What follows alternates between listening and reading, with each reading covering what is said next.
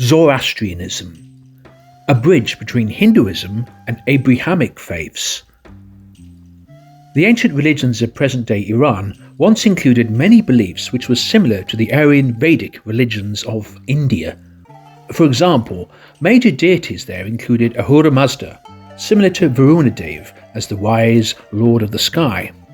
Mithra, deity of light, oaths, justice, friendship and the sun, was known in India as Mitra. Attar, the deity of fire, was similar to Agni. And feminine deities like Spenta Aramati is equivalent to the Rigvedic Aramati. The worshipped included various food offerings which were similar to the Vedic. Notably, the ancient Iranian conception of the universe was strikingly similar to India's Puranic cosmology. Now, on to the saint Zarathustra. Some say he was born around 1500 BCE in northeast Iran, an area where the Vedic system was not fully in place, and at that time there was much turbulence in the region. It is said that Zarathustra received a revelation while collecting water for a ritual. A divine figure appeared, who led him to whom he identified as Ahura Mazda. That great being explained that he was the supreme god. Some Hindus might suggest that he saw Lord Vishnu seated on Garuda, which does seem similar to Ahura Mazda. Zarathustra had spent 10 years living in the mountains as an ascetic. When he emerged, he began preaching with vigour. Now, the Bhavishya Puran and the Rig Veda describe a relevant story. The venerable sage Vashishta and Jarasabda or Jaratha were priests of Varuna Dev. However, a rivalry broke out between them.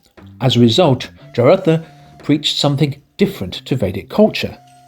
For that, he was cursed to leave Bharatvash.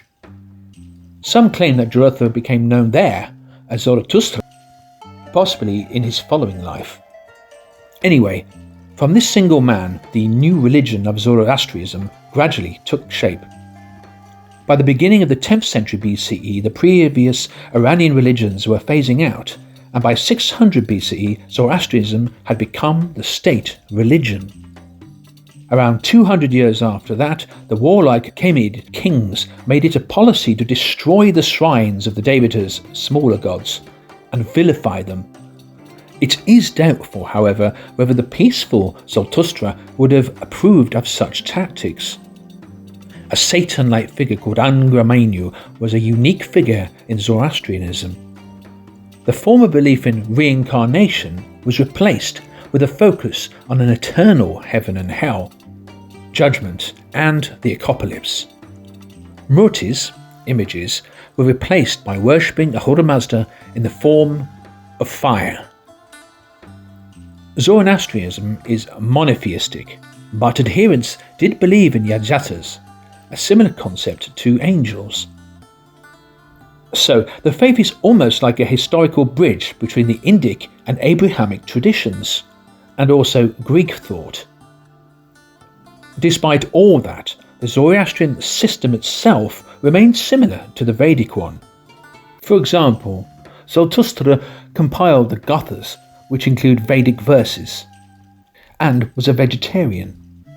Zoroastrian ceremonies use a tray that carries sacred items, similar to those used by Brahmin priests. The sacred Brahmin thread ceremony is very similar to the Navjot of Zoroastrianism. The Vedic Somayagya ceremony is similar to the Zoroastrian Homa.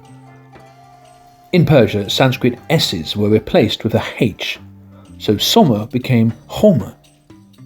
An interesting example of this is when the Persians later defined the land around the Indus River as Hindu, but the original Sanskrit word was Sindhu. Before that, the word Hindu didn't exist. The culture of India was originally called Sanatan Dharma. Well, thanks for watching, and share with others.